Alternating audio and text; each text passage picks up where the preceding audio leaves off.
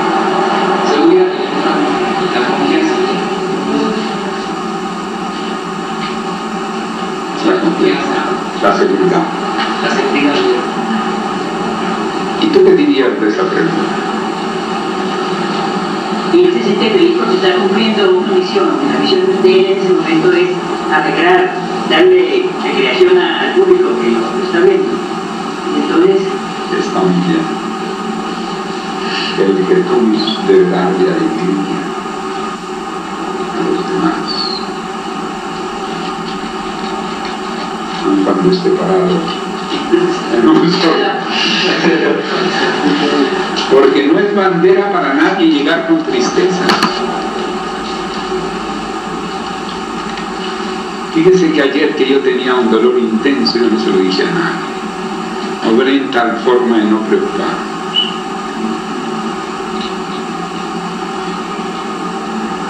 Si me hubiera yo puesto dramático.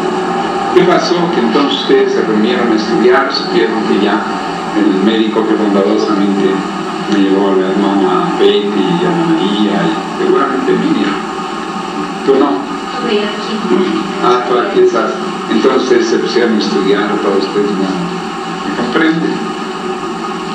Es decir, en el getulado, en medio de las circunstancias se reunía uno deriva, porque no es bandera en la nueva era del dolor, y la era de PCC. Y por eso Jesús tuvo que establecer el misterio de la crucifixión para que todos lo miraran hecho un mártir. Y el Cristo mártir fuera reconocido como mártir aun cuando no haya sido crucificado, porque en esa forma le ayudaba a la humanidad. Pero ya en Acuarios no es bandera el dolor, sino es mejor el comunicar alegría. ¿Y qué otra cosa deduce usted de que esté también en público? El elefante aquí. Hermano, diga ahí. Mi problema es, yo he escuchado detenidamente lo que los hermanos han manifestado y en todo veo que hay buena claridad en la interpretación. Pero a mí me ha llamado la atención el hecho de que el elefante con una sola pata haga esa demostración de fuerza, de confianza y equilibrio, porque él sabe y está seguro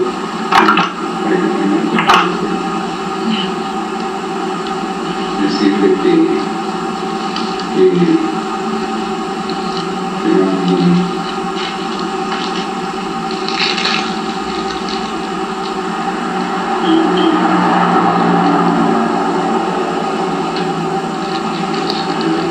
lo voy a tener, vamos a atender un poco en la noche. Porque yo sería el primero a conversar con el Señor. Y después que me informe del Señor.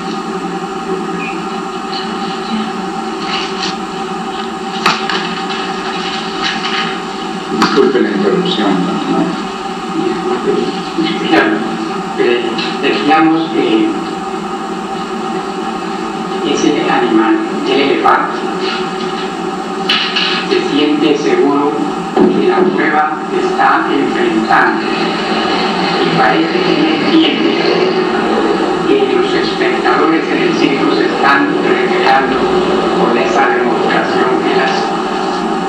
Y me hizo recordar aquello que en una ocasión habíamos escuchado con un animalito muy pequeño que le llamamos el ruiseñor, que ese animalito, él canta aunque la rama cruja, porque él sabe lo que son sus alas. Teniendo en cuenta esa certeza, esa confianza del elefante, yo pienso que así como usted nos acaba de referir ese episodio y esa lucha cuando se publicaron los grandes mensajes, el que tú también tienes que pensar seriamente en lo que le corresponde ante cualquier auditorio que se le llegara a presentar y en todas las actividades que tenga que desempeñar en público. para satisfacer, como hemos dicho, a quienes estén cerca a él. De manera pues que ese pequeño esbozo que hago de la interpretación del elefante en la posición de una, parece que es la parte izquierda, es izquierdista. Entonces bien está lo que los hermanos que han antecedido explicaron, que hay varias formas de captar, de aprender, de comprender los significados de las cosas y de los seres. Creo generalmente que termino ahí. No. Bien.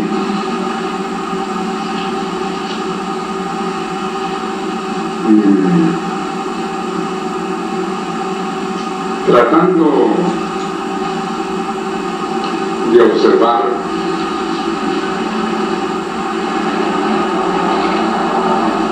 observó el hermano Piñana, hermano Guamán, qué hacían los elefantes que lo contemplaban.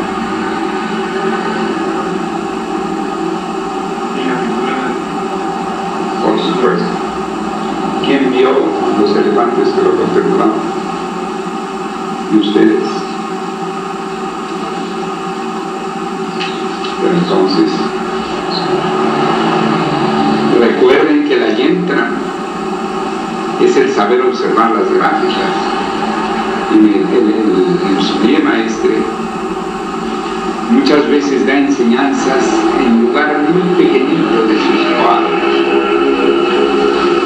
En la carátula de los grandes mensajes tiene detalles muy pequeñitos y era indispensable ver con cierto detenimiento.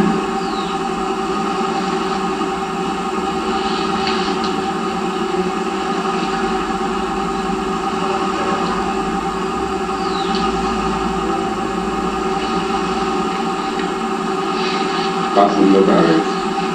Pero por favor, ahora sí ya fíjense bien, ¿no? Porque si no, entonces no les puedo preguntar. Vaya relevante. Pero usted no lo ha visto. Regréseselo, por favor. Estoy diciendo que se detengan a ver. Mauricio, por amor de Dios. Ya lo dijiste. Por eso lo pasó. Y ayer me llamó mucho la atención también. Por eso me gusta.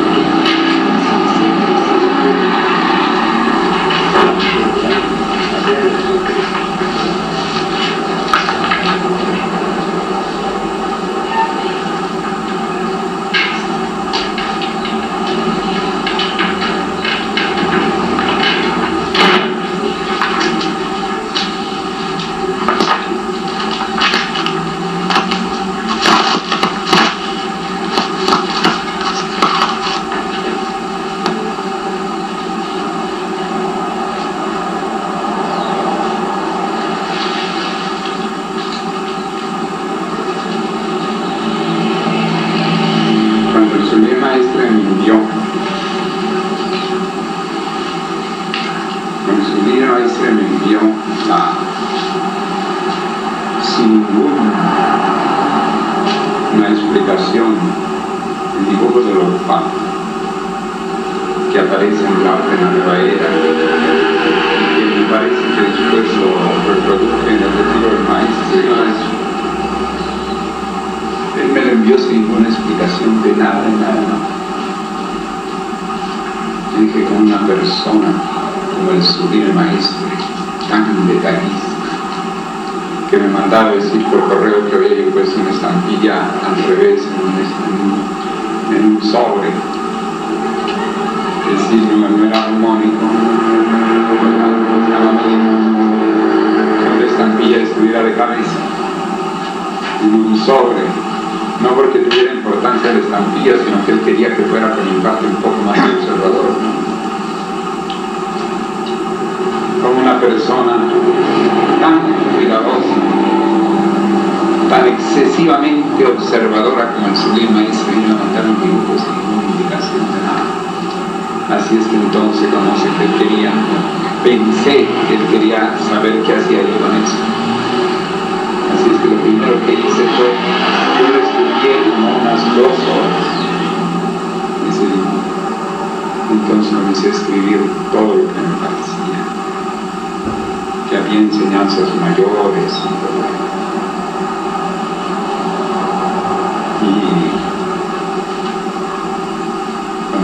Y cuando le contesté, decir, porque yo le dije, me he enviado a usted, y puede ser que pueda ser interpretado como usted no me lo envía, cuando usted me lo envía sin ninguna explicación, entonces yo voy a permitir explicarle qué es lo que yo he pensado que contiene, primero como enseñanza, luego la primera interrogante que podría yo tener es para cuál de sus obras es.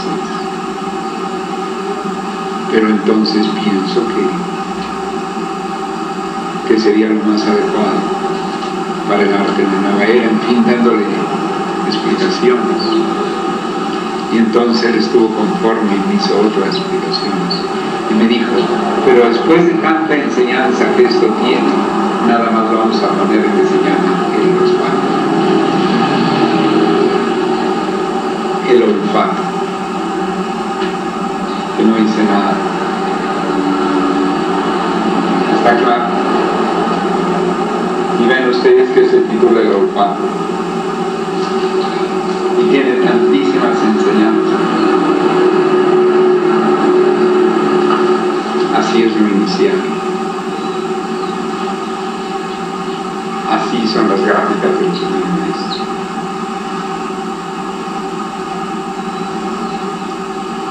Tal vez que cualquiera que no se detenga a ver, así porque está un perrito con una patita de cabra, con una cabeza de perro, que es el perro de Hermanubis, con un pico de águila, con un cuerpo de perro, una cola de león, tocando, llamándole la atención a la personaje que está en medio, como ustedes recordarán. Entonces un perrito que se acerca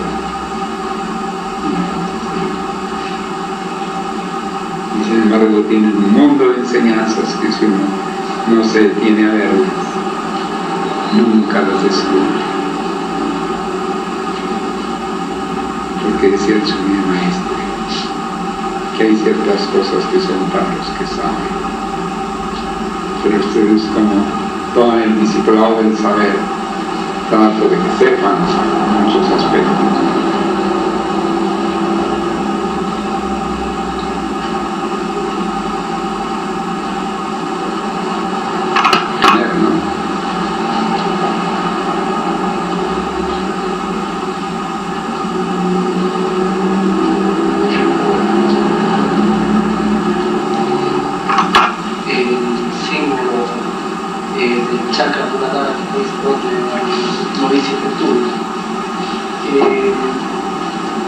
Veíamos que las 4 letras sánscritas que se encuentran en cada una de las flores, de los pétalos, perdón, de la flor de iris, de la flor de loto. Están unas letras que no corresponden, o al menos el gráfico quizá no corresponde a las letras sánscritas que habíamos buscado para su correspondencia con ciertos números con letras egipcias, y tratando de buscar, digamos, algún significado más en una tabla que hay en los grandes mensajes. La pregunta era el porqué de esa diferencia, digamos.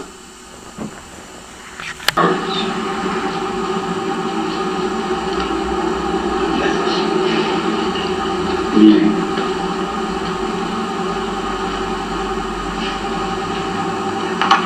Entonces, ya puedo preguntarle al hermano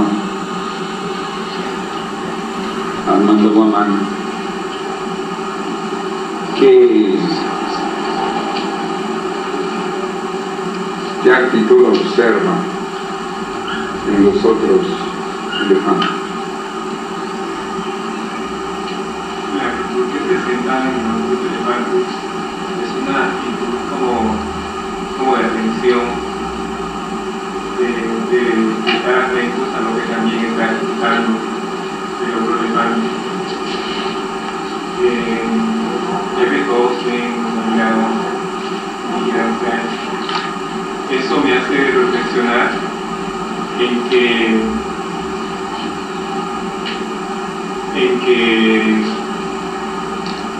o sea, la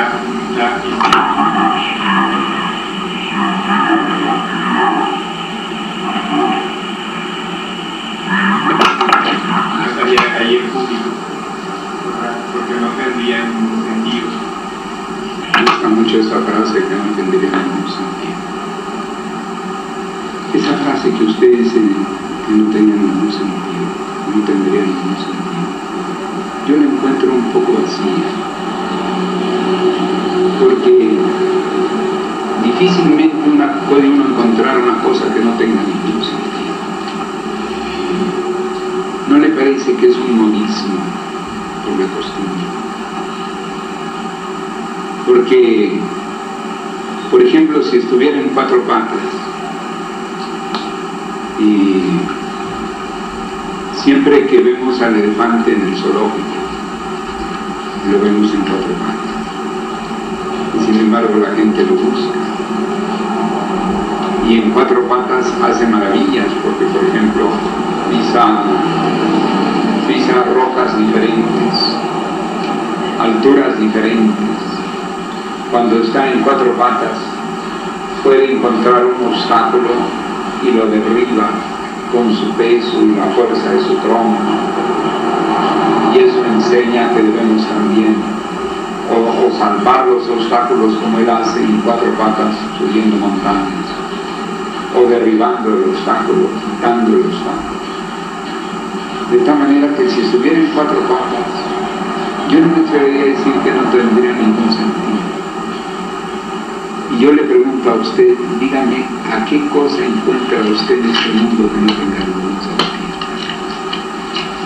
Se da cuenta que es una frase, por decirlo, pero ya entonces que tú debe observar cómo es lo que dice, porque tenemos muchos modismos.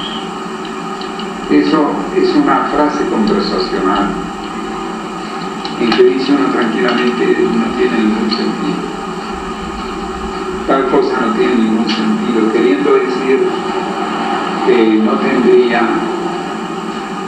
la misma atracción, que probablemente sería menos espectacular, quiso usted decir. Pero esas frases así no le van a ayudar en una conferencia. Yo difícilmente podría decir en una conferencia que hay algo que no tiene ningún sentido. Difícilmente yo diría en una conferencia esa frase. La encontraría irreal.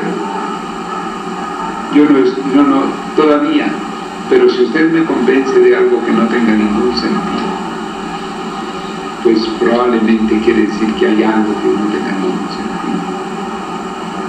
Entonces yo le recomiendo que no use frases de la forma cuando se está interpretando algo. ¿Por qué? Porque uno de los deberes del Getul, si ustedes estudiaron ahí en la página 240 del Muladhara, dice que el Getul debe desarrollar el talento de la palabra, el talento de la organización y el talento de la vida.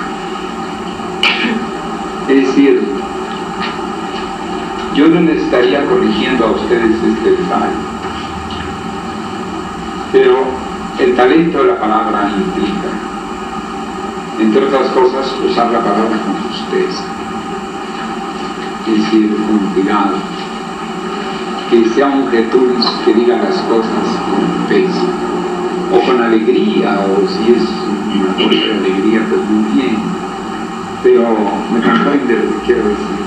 No está dentro del talento de la palabra usar frases de cajón que tienen un significado que no apoya, que no orienta.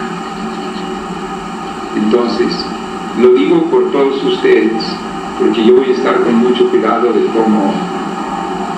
cómo dicen las cosas. ¿Por qué? Para ayudarles a realizar el talento de la palabra. Porque la preparación de Getul es sobre todo la preparación de ustedes, la ubicación en el grado, es sobre todo una preparación vivencial para que se ubiquen en el grado en que están. Bien. Quise decir que la posición en la que se encuentra el elefante no sería tan espectacular, ¿verdad?, que se ponga en una sola extremidad, pero esta actitud o esta posición que tiene el elefante no solamente es observada por el público, sino también por los elefantes, como si estuvieran también conscientes de que deben estar muy atentos, porque posteriormente ellos también van a tener que realizar, digamos, la misma actividad.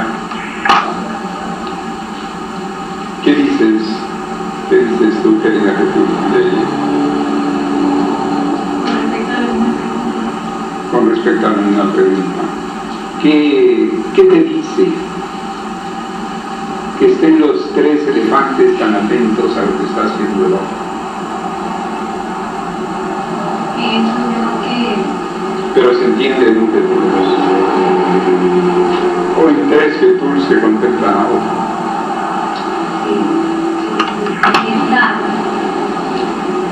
Pienso que sería la capacidad del Getul de poder saber el momento oportuno también, de poder utilizar todos aquellos talentos de los que vamos a hablar en este momento, el talento de la palabra, el talento de la organización, el talento de la habilidad.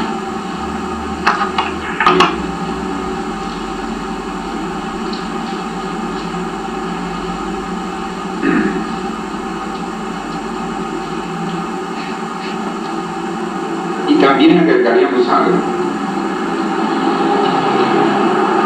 Hay mucha costumbre de que algunas personas no atienden a quienes son, digamos, homólogos. Es decir, que muchas veces el Getul no atiende a sus homólogos. Pero resulta que tanto en esta foto como en lo que quizás estudiaron ayer en la parte de la conducta de los elefantes, el elefante atiende grandemente a todos los elementos de su grupo, bien sea para cuidarlos antes de ir al baño, para ir a resguardar y ver si no hay depredadores que puedan asaltar a los elefantes chiquitos, o bien cuando van en grupo, en largos grupos de 40 o 50 elefantes, comandados por una elefanta o un elefante. Va a darse la vuelta y a caminar sin mayor interés, sin mayor preocupación. Por eso la iniciación mayor es muy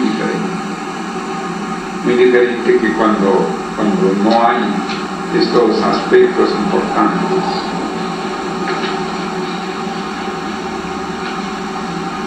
Bien, aquí dice el texto. Un elefante adulto pesa varias toneladas, pero tras un corto adiestramiento aprende a poner en equilibrio su gigantesco cuerpo.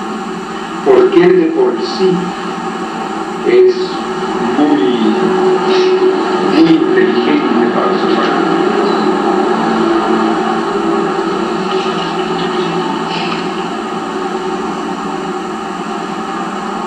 Hay otro detalle. Vamos a ver si lo contestan. Voy a llevar un detalle que se observa y que es muy interesante en la conducta del elefante. Aquí se observa, por eso lo pregunto. ¿Qué te revela ante la actitud de un evento por parte de los elefantes que están sentados ahí? Que están, como quien dice, acostados, pero vigilantes. ¿Qué te revela, hermana María?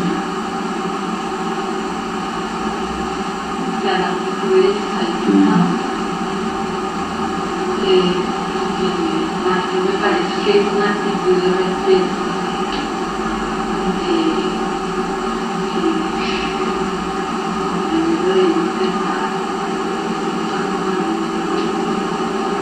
Es cierto, está bien. Un poco más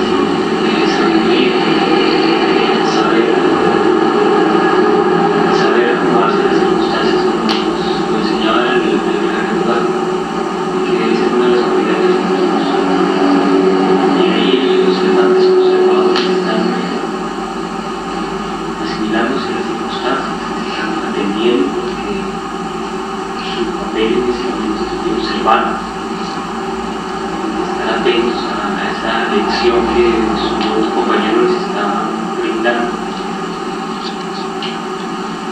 Es una actitud muy sabia también de respeto, Hay algo, vamos a ver, les voy a aproximar la pregunta. Yo comprendo que es un poco difícil, pero afortunadamente, como les digo, tengo mi conciencia muy limpia de que nunca les ofrezco cosas fáciles. Es decir, eso me llena de tranquilidad en mi conciencia, el hecho del atuendo que traen,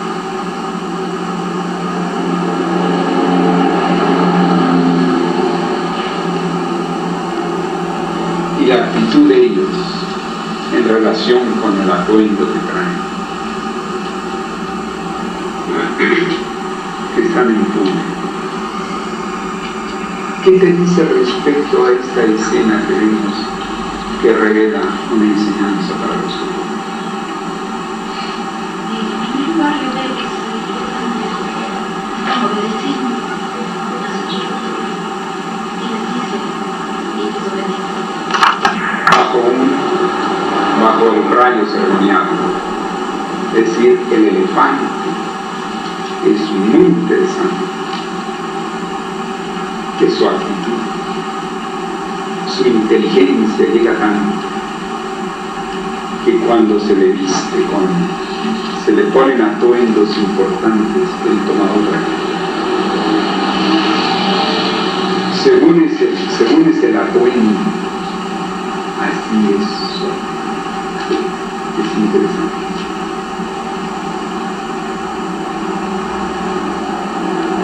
Miren.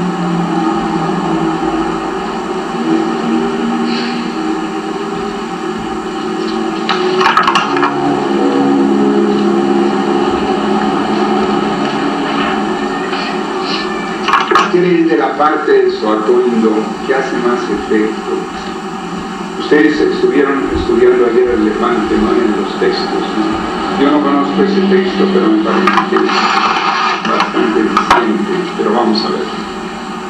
¿Qué observas? Que hay una característica en el atuendo de ellos, o mejor dicho, ¿qué creen de esa característica de su atuendo que los puede colocar más en esa actitud ceremonial del elefante?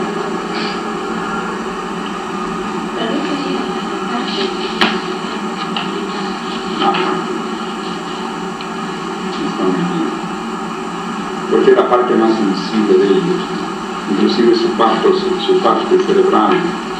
Este elefante que está aquí retratado es asiático, que tiene lóbulos cerebrales, mientras que el elefante africano es como el que tenemos ahí en la suite, que no tiene lóbulos cerebrales, sino está liso, está hacia atrás, como con menos masa encefálica, pero de todas maneras son muy inteligentes, pero son menos que estos. Bien.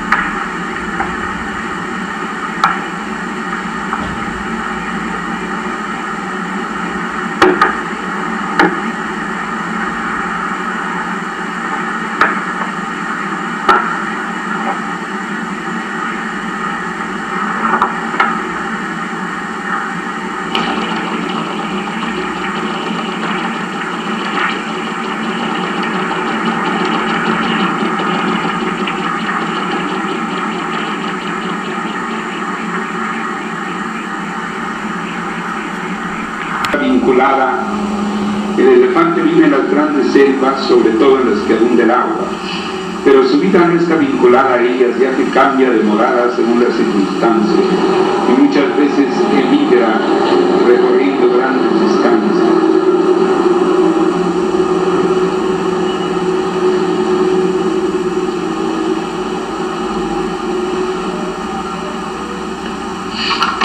No se preocupan lo más mínimo de los obstáculos que encuentran a su paso.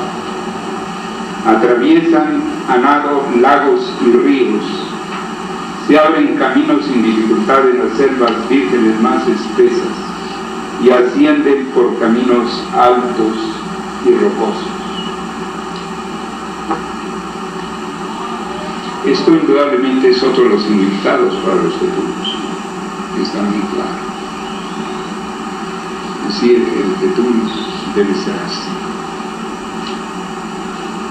Es decir, por algo los antiguos sabios, y fíjense que el elefante no solamente está como símbolo del primer grado, sino ya el elefante blanco es símbolo del quinto grado, por otras cualidades que tiene el elefante blanco, además de las que tiene.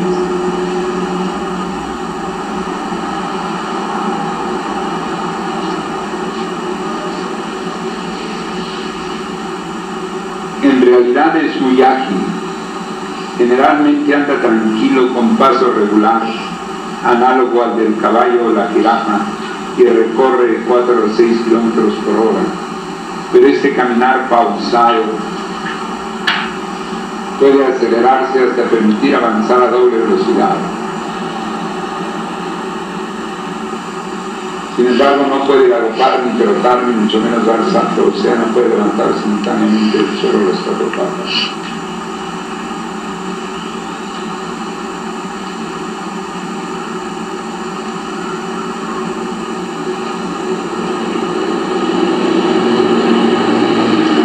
Es también muy hábil nadador y acostumbra a zambullirse en el agua por pura voluptuosidad.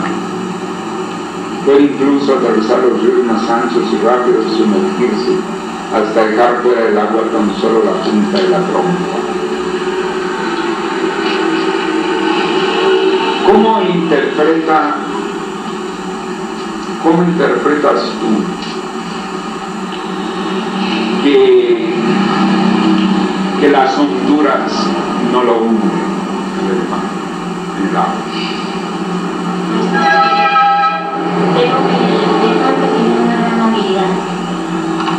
¿Interpretaría usted en la misma pregunta? ¿Qué sería para usted determinadas honduras que tiene que crecer, que tiene que atravesar un retulus? Porque la hondura quiere decir profundidad. Cuando profundiza, ¿en qué el retulus no debe hundirse?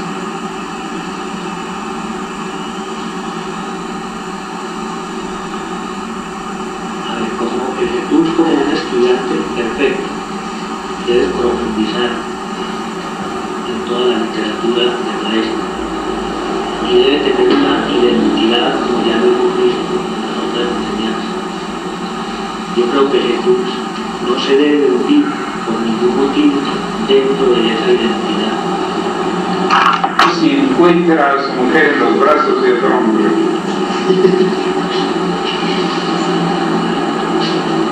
¿cómo debería actuar? Vamos a imaginarnos una situación.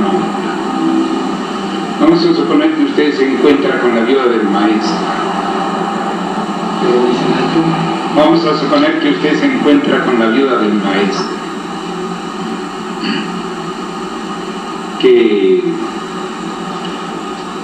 tuvo una distancia abismal con él, porque ella lo conoció a él siendo la belleza de ser bellísimo, antes de que conociera al maestro Zunga, y que ella tenía 4 años antes de él, porque era 4 años mayor que él.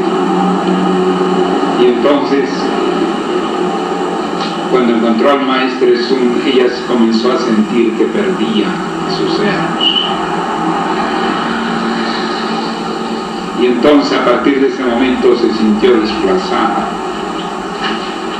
Sin embargo, él ayudó, ella todavía lo acompañó a Venezuela, pero ya después, cuando ella vio que no regresaba a Venezuela después de su viaje a Nueva York, ella salió rápidamente a tratar de impedir que se fuera a ninguna parte sin ella. Y hasta lo demandó en Nueva York de alimentos y todo, algo que las leyes neoyorquinas pudieran apoyarlo. Yo estuve hablando largamente con el abogado Cusumano,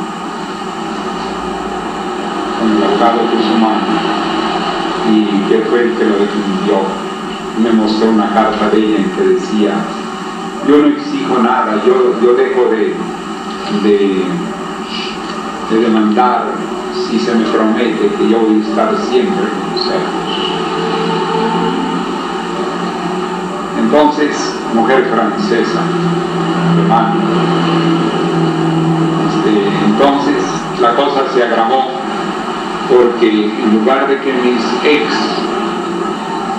hubieran observado lo que hacía el maestro, que buscaba tratarla como hermana, etc., ellos como quedaron impresionados de lo que hacía en Nueva York y otras cosas. Entonces la expulsaron de la jefe y la pusieron peor. Entonces imagínese usted que usted se encuentra con ella, que tiene actualmente, nació en 1912, tiene 80 años, y que comienza a darle opiniones que tratan de deshacer la obra del maestro. ¿Qué haría usted? y hay una situación de hondura. Es decir, hay que pensar las honduras, hay que ver lo que son honduras, situaciones hondas.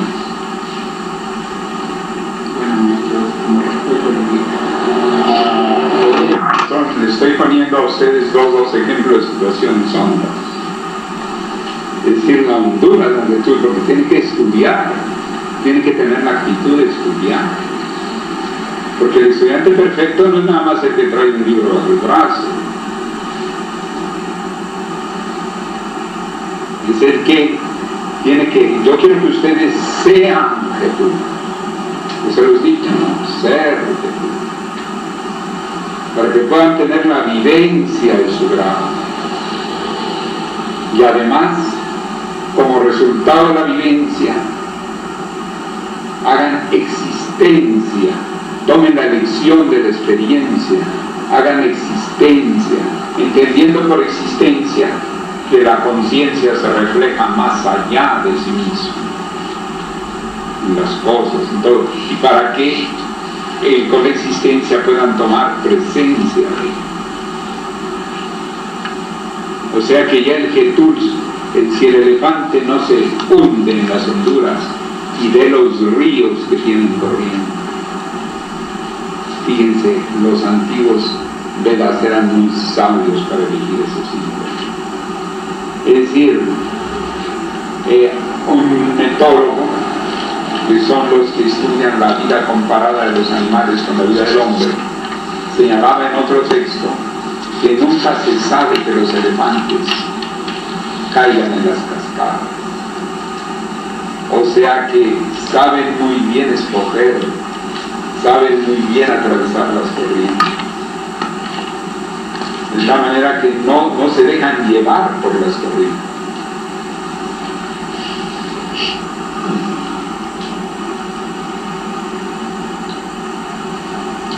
Bien. Llegó la hora de que terminemos para que entre la reverenda Gakvanita Ser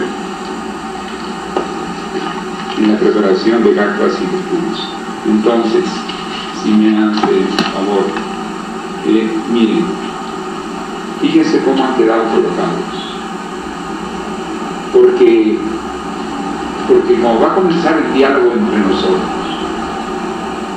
preguntas, respuestas, todo ello. Entonces, yo preferiría que, por ejemplo, ha quedado usted pendiente. La siguiente pregunta es hacia usted. Entonces, mañana, en la preparación de Jesús, porque mañana es domingo, pero yo les quiero decir que quiero ganar tiempo en estos domingos. La hermana Betty me hablaba de que algún domingo saliéramos en la tarde a cenar.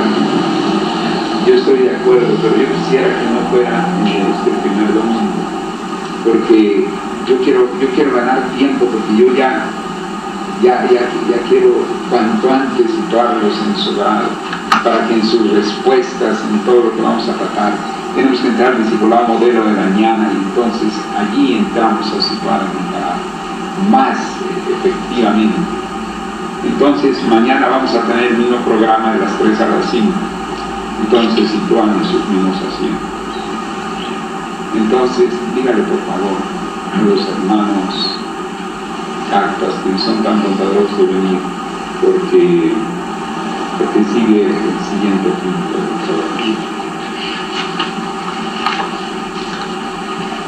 Los que se preparan para allá.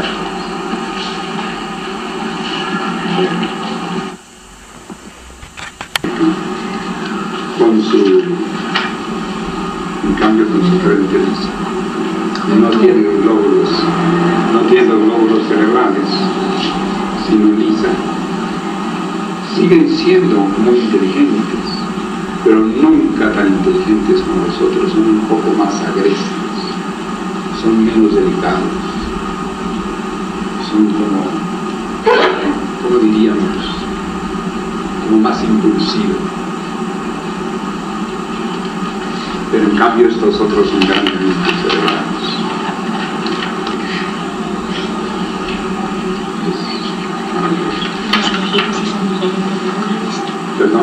Las orejas también son diferentes. Son diferentes, ¿sí? Pero las orejas son una captación acústica tremenda, ¿no? ¿Cómo se llaman las ondas que no se oyen nada, que son de lo más bajo? ¿Cómo se llaman las ondas? Ya se han hecho experimentos interesantes sobre eso. Pero uno mientras más estudia el elefante, más se sorprende. Se puede decir que el elefante es el animal más evolucionado. También el mono, ciertos monos. El mono está simbolizando ser el receptor de la carne. Y por eso el maestro de Sun Wukong se puso Sun Wukong, el nombre del mono peregrino, que significa aquel que penetra la vida por el medio de la reproducción.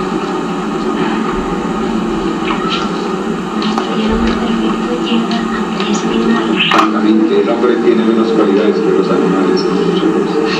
Nunca tiene el olfato de un venado o de un elefante, nunca tiene el oído de un venado o de un elefante, nunca tiene la mirada de un águila, nunca tiene el radar, la captación que tienen los murciélagos para volar nos pulgar nada más con el ojo de sus oídos.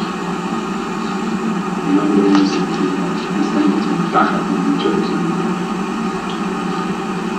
pero lo que tiene es su facultad de ser, su facultad de creatividad. Dicen que las ballenas y los delfines también Los delfines tienen más reglas sagradas, pero el delfín, por todo su poder y su capacidad, era rey de los mares desde hace millones de años. Y el que estaba más desprovisto de todo era el pobre renacuajo, que lo azotaban las olas contra las orillas. Lo lanzaba a las orillas y ahí moría el pobre renacuajo. Pero gracias a esas dificultades y esa imposibilidad aprendió a respirar. Y surgió el primer amor. Luego entonces hay una gran ventaja en que el elefante, el delfín, siga siendo el rey del mar, pero nunca evolucionó como el renacuajo, que era el que estaba en peores condiciones. De tal manera que muchas veces la posibilidad, las dificultades, las entradas, hacen las almas gigantes.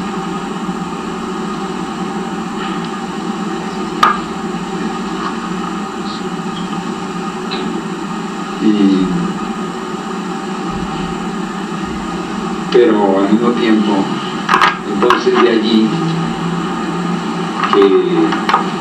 que en el sendero uno debe comprender, como dice el maestro, que no existe dones en el producto de la conquista. Entonces cada quien debe tener una conquista de facultades, como lo marca la llama, que ya lo vamos a ver, pero que los vamos a ver desde el plano. Por eso ahora sobre todo le estoy dando a entender un poco el plano, para que después ustedes lo vivencien y después existan.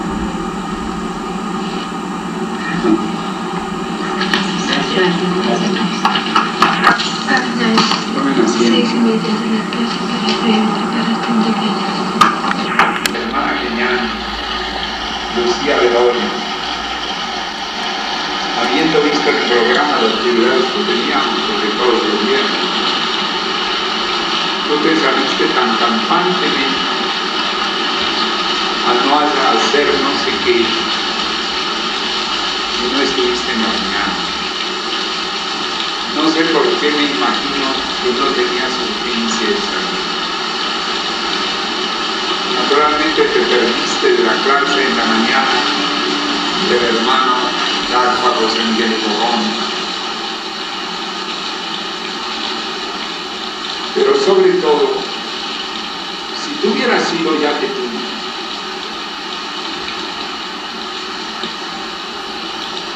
yo hubiera considerado que era una irreflexión, que no era propia absolutamente de un estudiante de primer grado. Lo hubiera considerado una falta muy grande. Pero como el genial no tiene todavía servicio y obediencia, tú deberías haber obedecido al programa, porque el programa no era solamente una disposición, no solamente la disposición del maestro y de la comisión de la rectoría, era el programa en que todos nos esforzamos en tratar de dar a ustedes lo mejor, y que precisamente viajamos desde tan lejos todos, los que hemos venido de lejos para recibir la enseñanza. Pero soy respetuoso de la tradición iniciática y en el genial todavía no hay la palabra obediencia. Quienes lo han realizado está muy bien porque han adelantado en el sendero. Pero tú no obedeciste a eso. Y como todavía eres genial, y tú tienes grandes servicios a la causa, respeté eso, aunque me pareció un acto de inmadurez.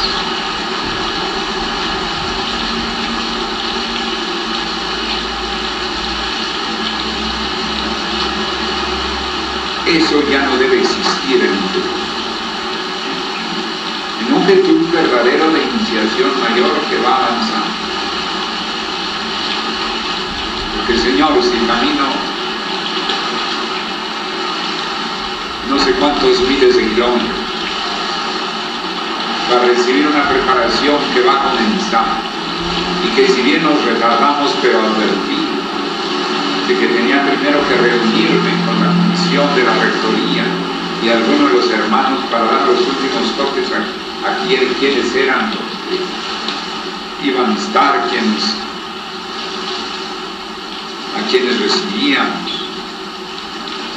Teníamos que ver el grado de gapa del hermano Nicanor Guamán, que ha estado esforzándose mucho para poder dejar a su familia en ciertas condiciones y ahora se entrega totalmente a la misión y va a estar sirviendo y viajando. Pero tenía que hacer un balance. Entonces yo retardé, pero me parece que a las 10:30, antes de las 11, que era el término. Si tú pensabas, porque yo me retardé, que no iba a haber preparación, tenías que haber pensado que estaba anunciado que era de 9 a 11 y probablemente, como sucedió, aparecería media hora antes en que terminamos y nosotros nos dimos prisa, no estábamos haciendo ningún comentario extra, estábamos tratando lo que teníamos que tratar. Entonces llegué a las 10:30 y me encontré con la nueva, porque tú sabes que yo procuro estar pendiente de las cosas. Cuando ya nos íbamos a reunir aquí con los gacas, me dio una asomada a ver si ya estaban todos los que se preparaban para Jesús, con el hermano Gaca José Miguel Trujón, y resulta que tú habías salido sin nada. De tal manera que yo te voy a decir que no es porque querramos tener una disciplina rígida.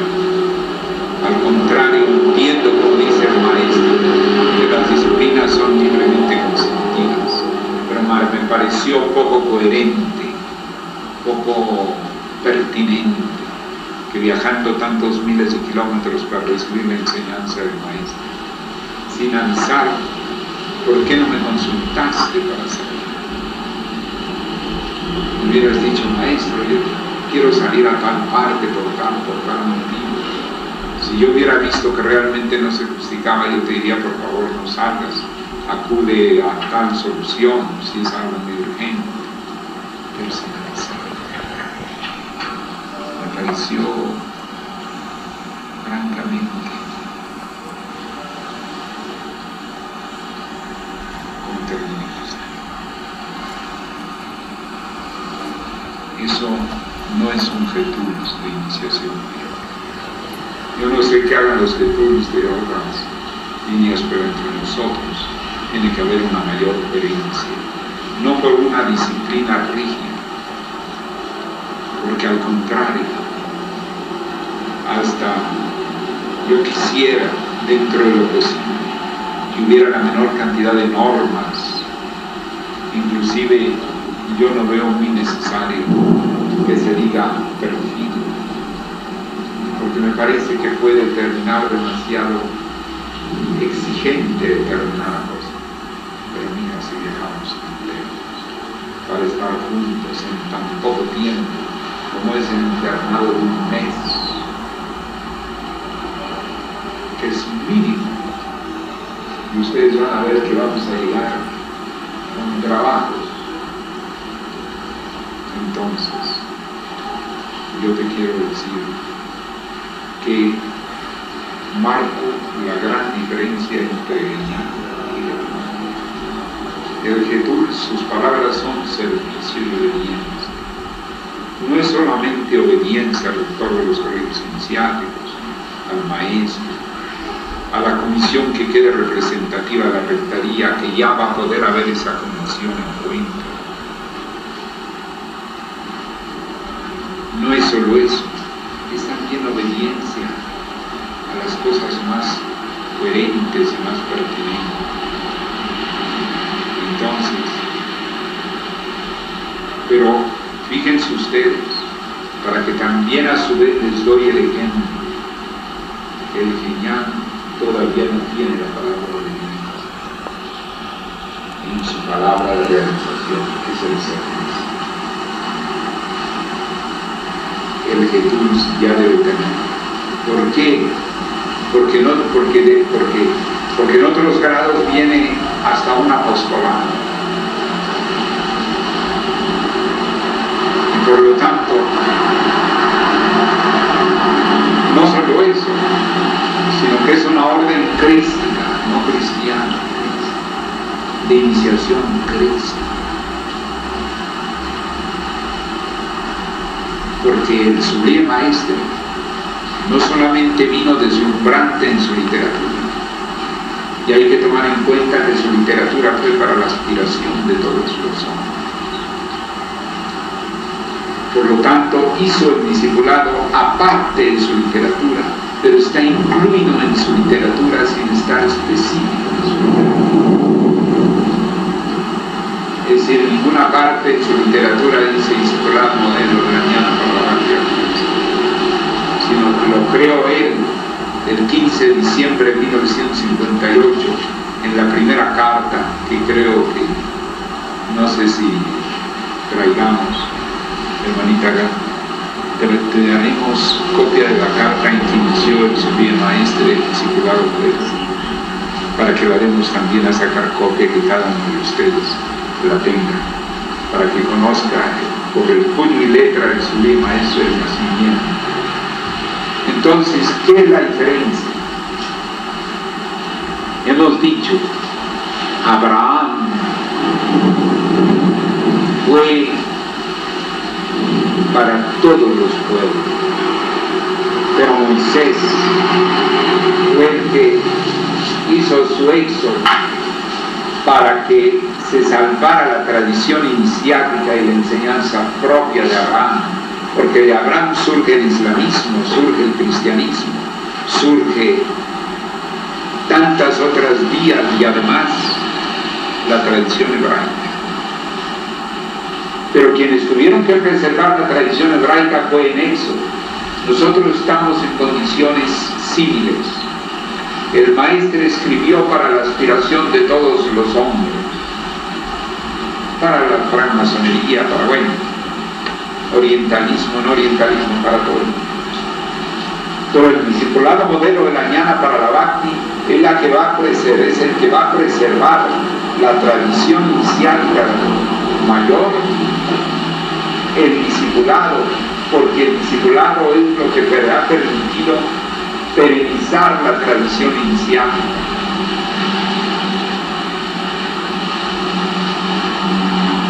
Por lo tanto, es un discipulado modelo, así lo llamó el maestro. Entonces debemos hacer conciencia de todo ello para nuestra identidad. Por eso pertenecer a la orden no todos van a poder. Por ejemplo, hay un DACPA de la horizontalidad, al cual en tiempos, en 1980 por ahí, inclusive 83, 84, le di la representación del director general para estar en Perú,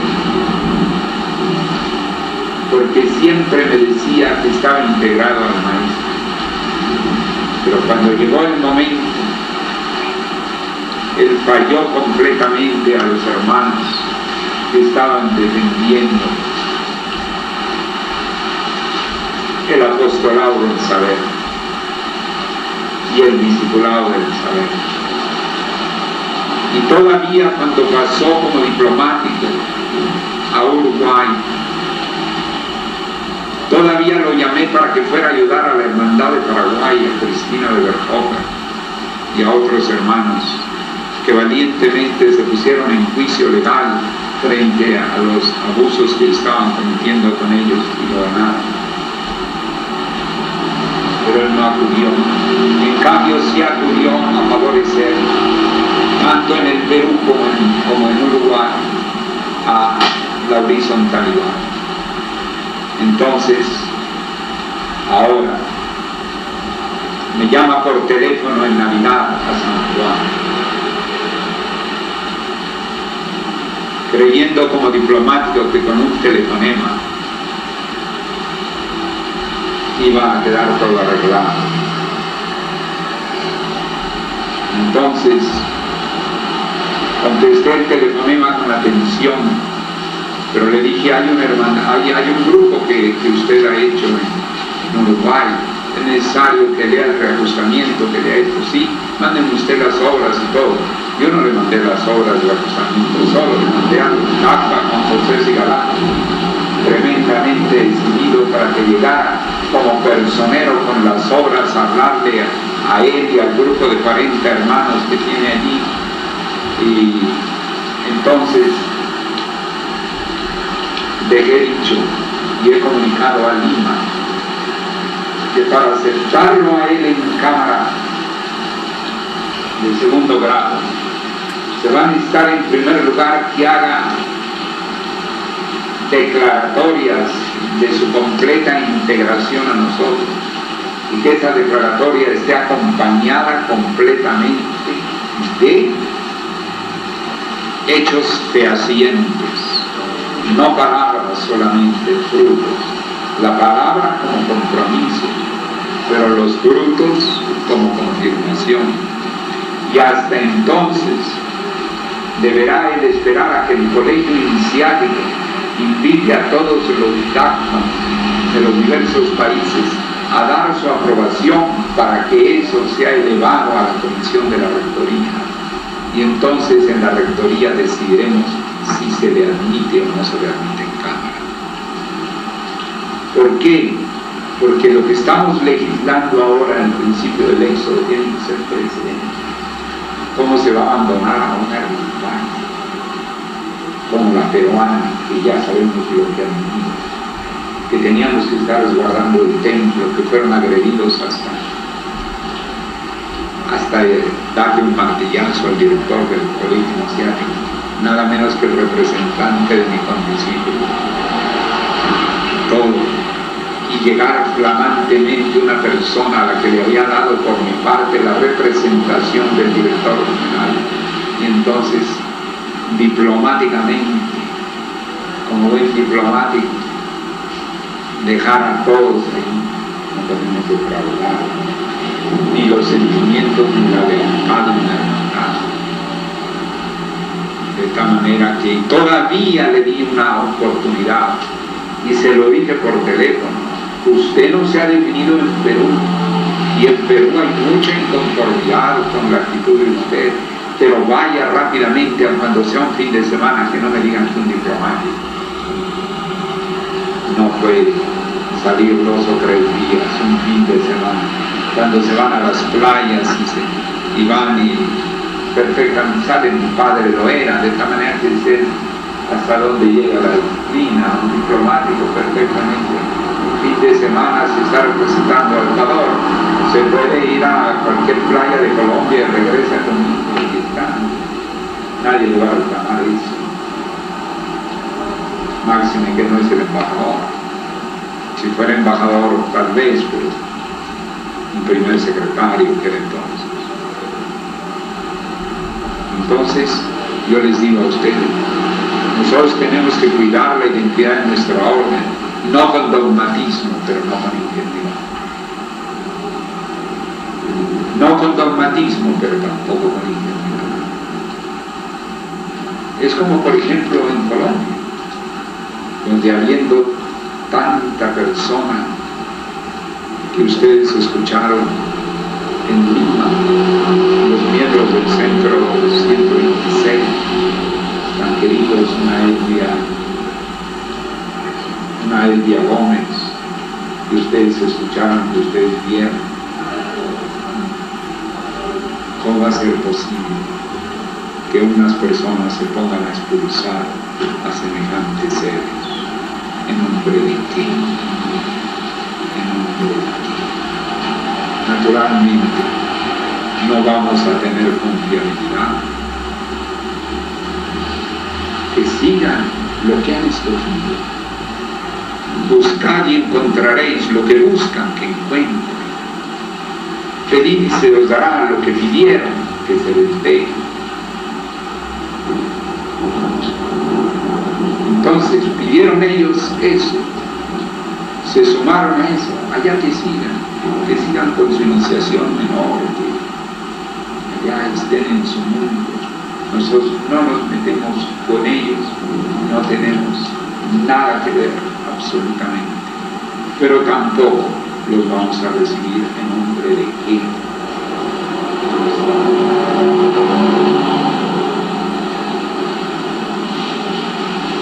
De tal manera que tenemos que cuidar la identidad, porque si no, también hay que prever que les guste tener acá, como decían, sus quintas columnas para aprender la enseñanza que no se merecen, y después de formarla o vayan ustedes a ver qué. Por lo tanto, yo les quiero decir en este sentido mi criterio que deseo dejar estos presentes. La clave de la libertad es el cumplimiento de la ley. En todas partes, la clave de la libertad es el cumplimiento de la ley.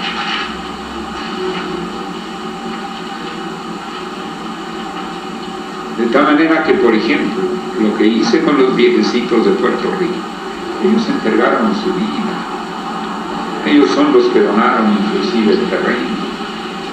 Ellos eran, cuando conocieron la institución, eran millonarios de dólares, que por cierto tenían un negocio bastante curioso en relación con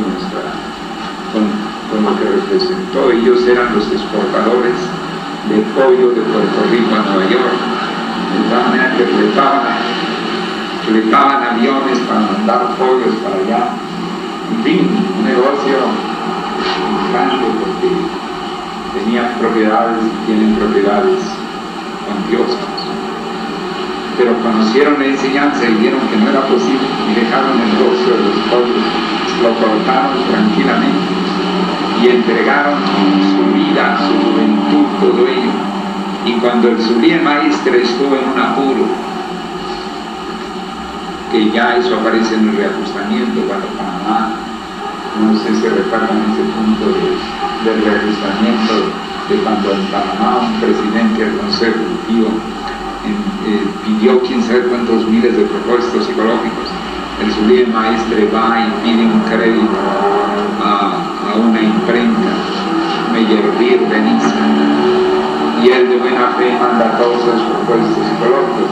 Para esto ya el presidente había renunciado, sencillamente después pensó que era mejor renunciar, y la secretaria del exterior que tenía la llave del apartado lo llevó a su casa. En eso recibe el aviso de que su hermana estaba muy grave en Costa Rica. Salió rápidamente y se le olvidó las cajas de libros que dejó debajo de la cama o yo no sé dónde. Pasaba el tiempo, nadie sabía de que habían llevado los libros. Y mientras tanto la imprenta, a la manera de las leyes francesas, que es cosa de decirles como es la ley francesa, comenzaron a cobrarle al sublime maestre. El sublime maestre me escribió lo que pasaba. Entonces yo recuerdo que no me preocupé ni de Consejo Supremo ni de nada, además yo sabía todo el mundo cómo estaba el sublime maestre con él. Así es que yo envié una circular del inspector general a toda la hermandad, y le llegaron a estos viejitos, que no eran viejitos entonces, y le mandaron al sublime maestre lo suficiente para cubrir toda la deuda del bosque y quedar libre.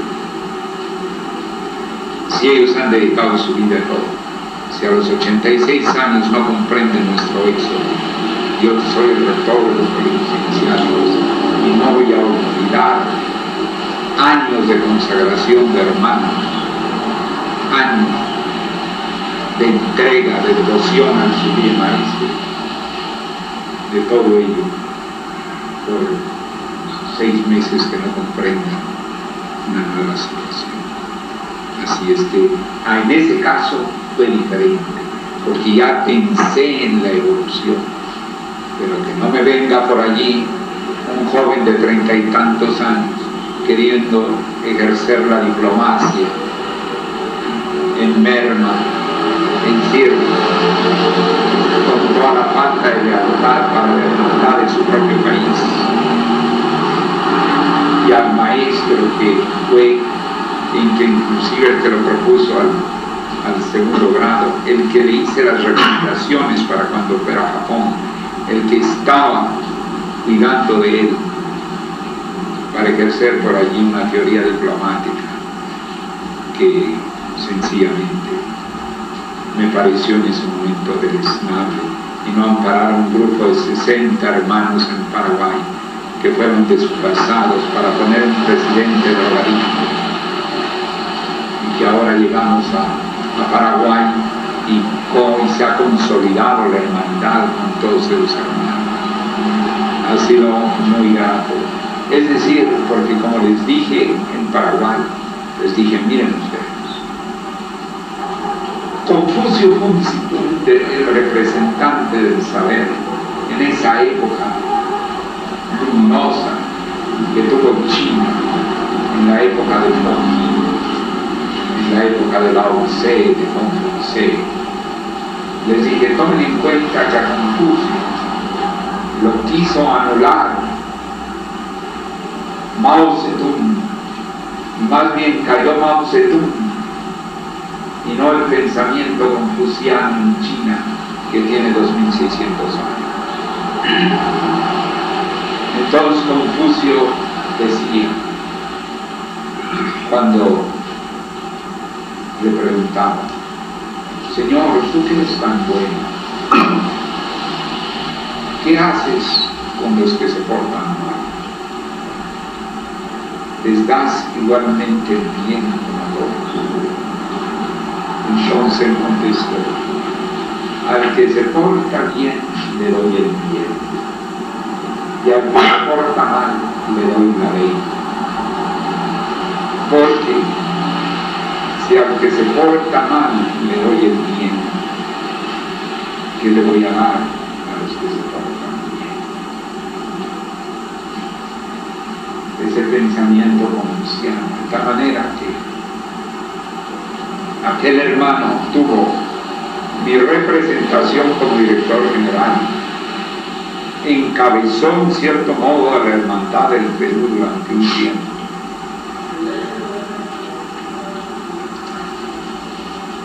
pero después falló de una manera fría, de una manera muy inadecuada ante la angustia de los hermanos que necesitaban también su apoyo, puesto que él es un diplomático, miembro del gobierno.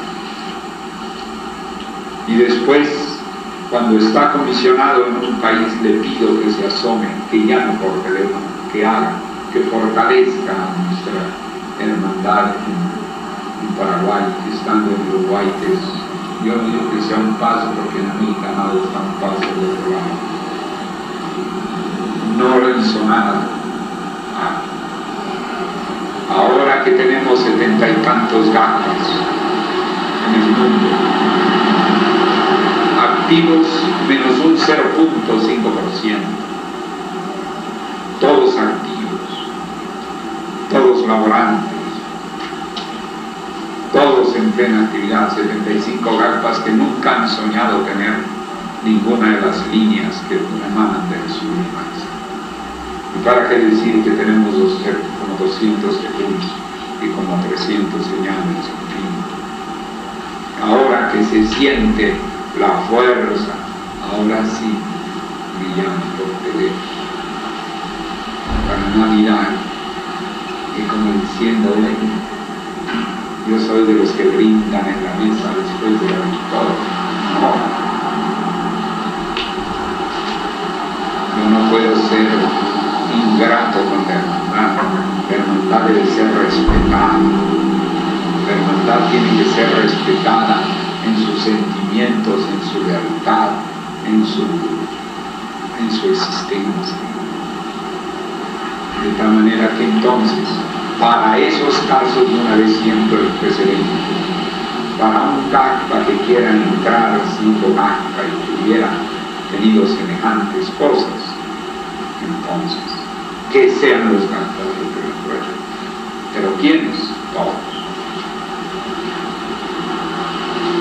Porque se va a hacer respetar a los GACPAs de todos los países. Y cuando todos aprueben que sea elevada la petición al rector de los colegios, ahora soy yo, más tarde puede ser uno de ustedes,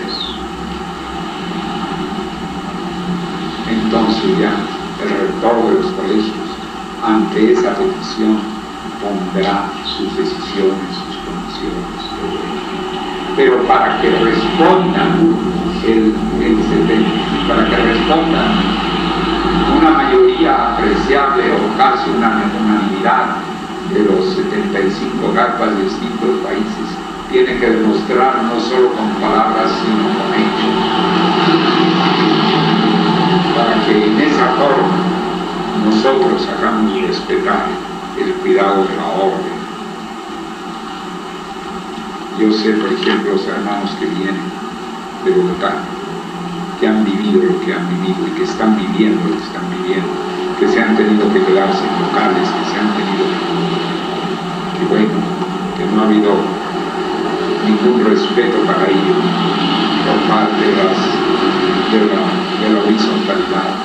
Yo creo que encuentran perfectamente justificado que si les ha faltado visión, ya un GACPA no le puede contar. A un GACPA no le puede contar. Es que se quiso pasar de listo, que eso es otra cosa. Es decir, bueno,